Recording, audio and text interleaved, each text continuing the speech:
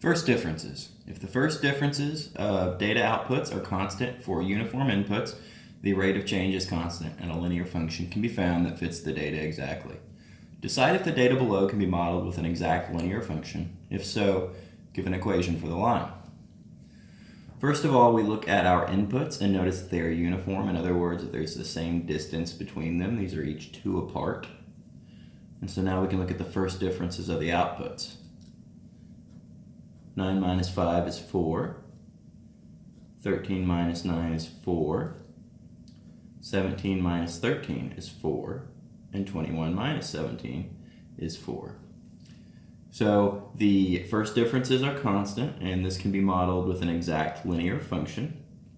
If we want to find that exact linear function, we can find it the same way we find any equation. We can start with our point-slope form.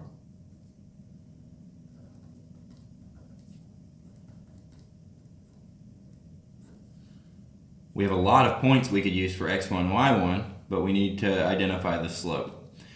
The first differences is going to help us do that. There's a constant change in y-coordinate of 4 units based on the change in x-coordinate of 2 units. Now, if you remember, slope is just rise over run.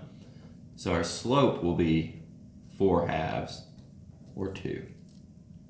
So just selecting the first point as my x1, y1, I would then have y minus 5 equals 2 times x minus 3 as an equation of that line.